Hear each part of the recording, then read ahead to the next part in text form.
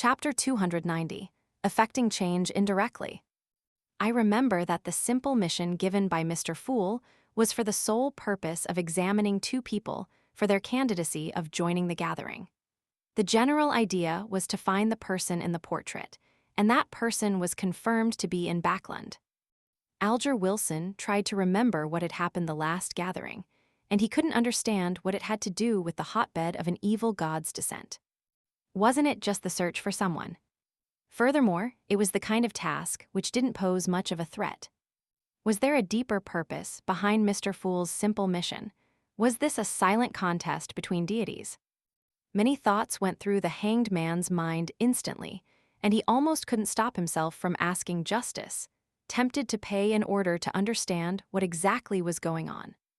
However, as a veteran official beyonder, a seafarer who steered an ancient ghost ship, he was experienced and shrewd. He forcefully suppressed his impulse and planned to go through the internal channels of the Church of Storms to find out about the recent events in Backland. As for Audrey, she instantly understood what Mr. Fool's sigh meant. She immediately understood the entire situation regarding Lanevis.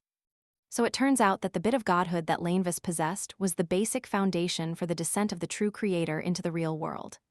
The harsh situation in East Borough, the dock area, and the factory area, however, was a hotbed that provided him rapid nurturing and strengthening. With a simple mission, Mr. Fool stopped the true creator's great conspiracy and saved the whole of Backland. Audrey looked towards the end of the long bronze table, her eyes sparkling brightly. Unconsciously, she brimmed with admiration. At this moment, the gloomy and reserved world let out a chuckle and said, "Yes, every time I see and hear about a large number of child laborers dying in their teens, and how most workers rarely live past 30 due to extreme exhaustion and the terrible environment, or how after barely surviving the previous tests, and as a result of their old age and the loss of their jobs, they can only wander the streets and die of hunger and cold, I have no doubt about the existence of an evil god.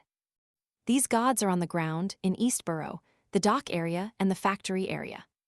Well, there's even been a report that some factory workers have a hard time surviving 5 years. In the East Borough of Backland, there's a saying that among the people who live there, without exception, any person who's a grandfather must be from the countryside.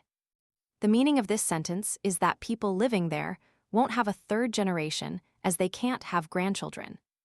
Poverty and hunger make their children very thin.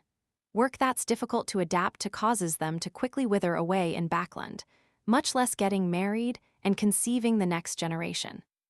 This was the first time Audrey heard Mr. World speak so much. She was suddenly plunged into deep shock and confusion. Why don't I know anything about this? The newspapers and magazines I read only mention that the residents of East Borough are having a hard time. This is far worse than being laborious. Audrey's eyes lost their focus for a moment. She felt as if her understanding of the kingdom and the world had been completely overturned. Suddenly, she understood why Mr. Fool had uttered such a sigh, and why in such an age, such a Backland, in such an East Borough, the dock area, and the factory district were the hotbeds of an evil god's descent. We can't go on like this. Otherwise, Backland will one day be destroyed because of this. Audrey felt a strong urge to go back and learn more, to remind her father, Earl Hall. She wanted to use the powers of a spectator and a telepathist to secretly guide the governmental policies that would improve the lives of the pitiful people in East Borough, the docks area, and the factory district. At the end of the long bronze table, Klein quietly observed Miss Justice's reaction. He had purposely lamented a while ago and used his smurf, the world, to give a detailed explanation. He wanted this noble, one who still had a semblance of purity, to realize the seriousness of the problem and use her to push for change in the kingdom.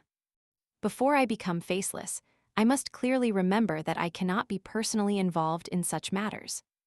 He silently set such a boundary for himself. Thank you, Mr. Fool. Thank you for saving Backland. Your sigh has made me understand the problem at its roots. Thank you, Mr. World. You have made me understand a great deal of the situation I didn't know in the past. Audrey held back her emotions and sincerely thanked the two gentlemen at the two ends of the table. Saved Backland? Alger was no stranger to the conditions of East Borough, the factory district, and the dock area.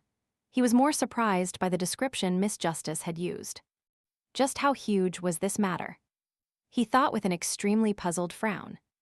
The son, on the other hand, listened quite attentively, and although he couldn't understand all of it, he still listened attentively, hoping to learn more about the regions where Mr. Hanged Man, Miss Justice, and Mr. World were located.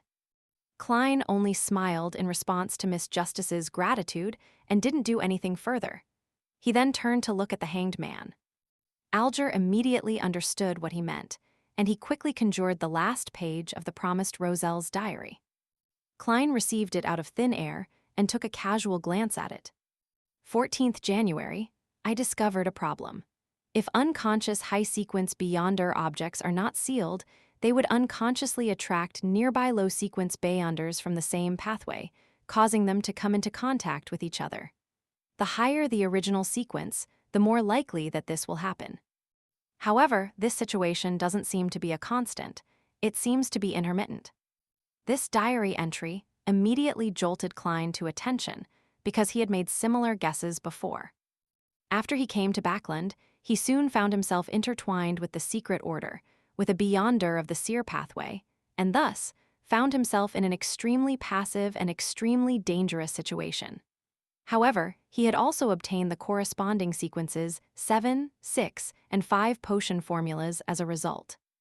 At the time, he had suspected that his transmigration involved secrets that gave him the power to resurrect, and that he would occasionally attract people and objects related to the seer pathway, such as the Antigonus family's notebook or members of the secret order.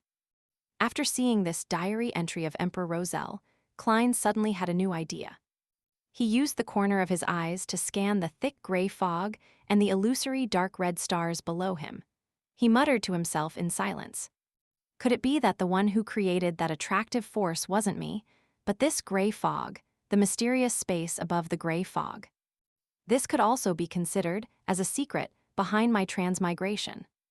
Without any further clues or information, Klein quickly gathered his thoughts and read the second diary entry. 16th January, the taste of a demoness ain't bad. The corners of Klein's mouth twitched, unsure of what expression he should show. Emperor, I have underestimated you.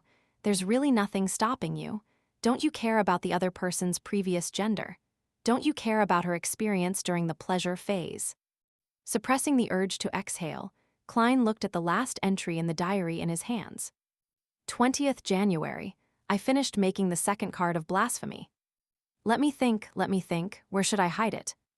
Yes, I plan to disguise it as a bookmark and insert it into a very valuable book. If the person who obtains it isn't someone fated, it would be hard to imagine that the most valuable thing in the book is actually that seemingly ordinary bookmark.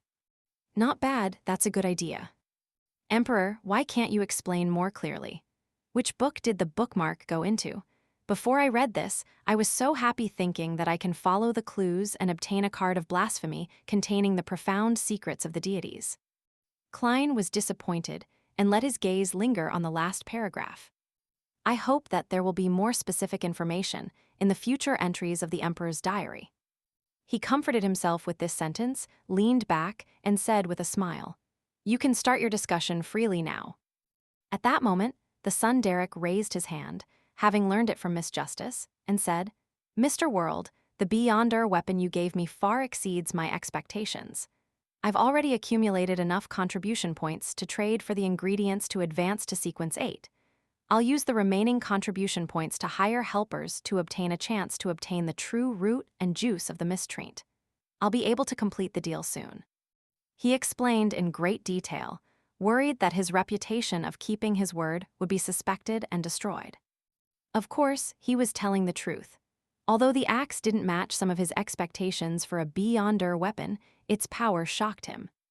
That axe can create a powerful lightning bolt in just 2 or 3 strikes, and with the temporary boost from my bard's powers, I can easily fight in close quarters with a Sequence 7 monster. If I were to encounter a monster that's afraid of lightning, I could even easily finish it. I'm now a light suppliant with a certain level of magical spells. My strength has been raised qualitatively, and I can fight against even more powerful monsters. Derek Berg felt that he had fallen in love with that Beyonder weapon. In the City of Silver, its potency was one of the reasons to like it. The surrounding darkness and monsters in the depths of the darkness forced them to obey this rule for generations. All right, the gloomy world nodded under Klein's control. He then looked around and asked again, "Lady sirs, do you have any clues regarding the dark patterned Black Panther spinal, fluid, or spring of the elves' marrow crystals?" Audrey shook her head without hesitation. After musing for a few seconds, Alger suddenly said, "There will be a grand event held on the Sanya Sea soon. Ships from the 4 pirate kings and the 6 pirate admirals will be participating. Heh, I should call them the 7 pirate admirals. Another person has joined the ranks. There'll definitely be transactions of Beyonder ingredients at such an event. It's very likely that the not very rare dark patterned Black Panther spinal fluid or spring of the elves' marrow crystals will appear. I have the opportunity to participate in this event, but what can you offer in exchange? I'm sure you don't have the potion formula for Wind Blessed, and that it'll be very difficult for you to find it in the future too."